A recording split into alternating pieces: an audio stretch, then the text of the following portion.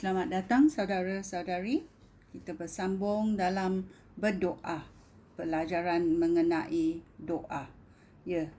Apa kita boleh berdoa? Apa yang kita boleh berdoa? Ya. Pertama, kita boleh berdoa untuk diri sendiri. Ya. Macam kita sudah dengar dalam 1 Tawarik bab 4 ayat 10, iaitu mengenai Yabes. Ya. Yabes bermakna kesakitan. Bila orang panggil dia akan diingatkan dengan makna kesakitan. Ya. Oleh itu, Yabes berdoa kepada Tuhan untuk dirinya sendiri. Apa yang Yabes berdoa? Mari kita mencarinya. Dalam 1 Tawarik bab 4 ayat 10, dia berkata, Yabes berdoa kepada Allah orang Israel. Kata Yabes, "Ya Allah, berkatilah aku. Berilah aku tanah yang luas. Sertailah aku dan jauhkanlah aku daripada kejahatan yang akan menyebabkan aku kesakitan." Kemudian Allah mengabulkan permintaannya. Ya. Ini kita boleh berdoa untuk diri sendiri. Ya. Untuk menyenangkan hati Allah. Kita boleh berdoa bila kita tahu apa Tuhan mahu dalam hidup kita. Ya. Sangat penting untuk berdoa untuk diri sendiri. Ya. Yang satu lagi, kita boleh berdoa untuk orang lain. Dalam Yakobus bab 5 ayat 16 berkata, "Hendaklah kamu saling mengakui kesalahan dan berdoa bagi satu sama lain, supaya kamu disembuhkan. Doa orang yang melakukan kehendak Allah mempunyai kuasa yang hebat." Amen. Ya, itulah kita mesti saling berdoa supaya dosa kita boleh diampunkan dan kita boleh sembuh. Ya. Sungguh baiknya kalau ada suami isteri yang boleh berdoa bersama, ataupun anak dengan ibu bapa mereka boleh berdoa bersama. Ya. Kerana bila mereka berdoa bersama, Tuhan ada di kalangan mereka dan mereka tidak boleh sembunyi apa-apa pun, dan ini membawa kesatuan dalam keluarga. Ya. Berdoa untuk satu sama lain dalam keluarga, dalam kawan-kawan, sungguh penting. Ya. Apa lagi?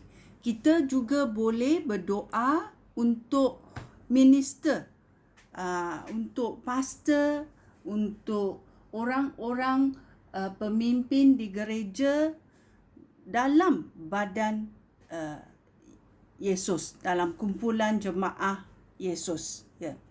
Kita boleh berdoa supaya saudara mendapat amanat Tuhan bila mereka menyebarkan ayat Tuhan, supaya ayat Tuhan disebarkan dengan cepat dan dimuliakan, ya, di sekitar tempat. Ya. Ini sangat penting. Ya. Kita boleh berdoa untuk jemaah, kita boleh berdoa untuk pastor, kita boleh berdoa untuk orang yang berkuasa di dalam gereja, supaya amanat Tuhan dapat tersebar dengan cepat dan dimuliakan. Ya. Kita juga boleh berdoa untuk orang yang sakit. Ya, dalam Yakobus babak 5 ayat 14 sampai 16. Dia berkata, adakah sesiapa antara kamu sedang mengalami kesusahan? Hendaklah dia berdoa. Adakah sesiapa yang bersuka cita? Hendaklah dia menyanyikan lagu pujian kepada Allah. Adakah sesiapa yang sakit? Hendaklah dia memanggil pemimpin jemaah supaya mereka berdoa baginya dan menyapukan minyak zaitun padanya demi nama Tuhan. Ya, demi nama Tuhan.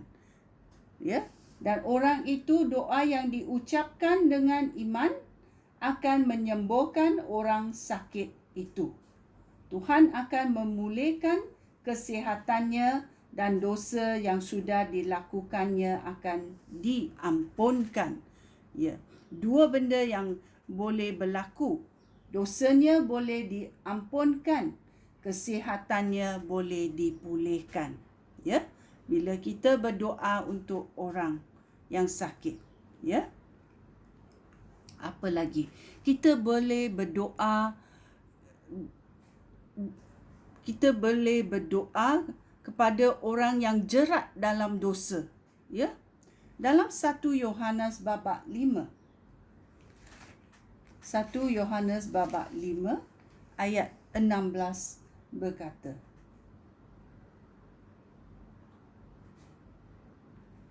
jika kamu melihat seorang saudara seiman melakukan dosa yang tidak mengakibatkan orang itu kehilangan hidup sejati dan kekal, hendaklah kamu berdoa kepada Allah supaya memberi dia hidup itu.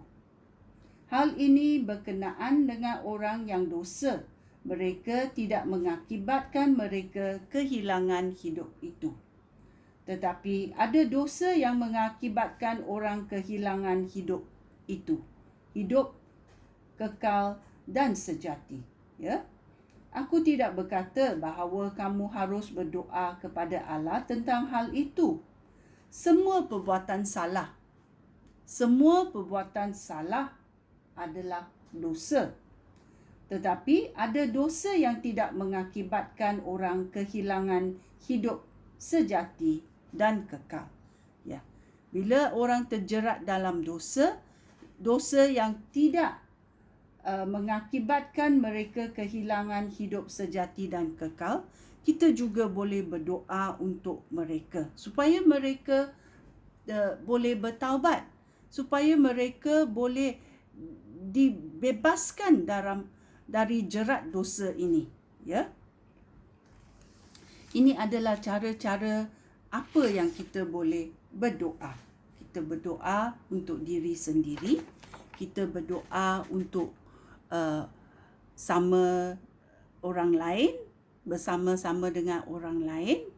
Kita berdoa untuk jemaah di gereja. Kita berdoa untuk orang yang sakit. Kita berdoa untuk orang yang jerat dalam dosa. Ya, ini adalah cara-cara kita boleh berdoa. Banyaknya bila kita berdoa, kita berseru kepada Roh Kudus. Ya, Roh Kudus, apa yang harus saya berdoa hari ini? Apakah rancangan Tuhan untuk saya hari ini supaya saya boleh mendoa bersama-sama Tuhan supaya apa yang Tuhan hasratkan boleh terjadi dalam hidup saya hari ini. Sekian, terima kasih. Shalom.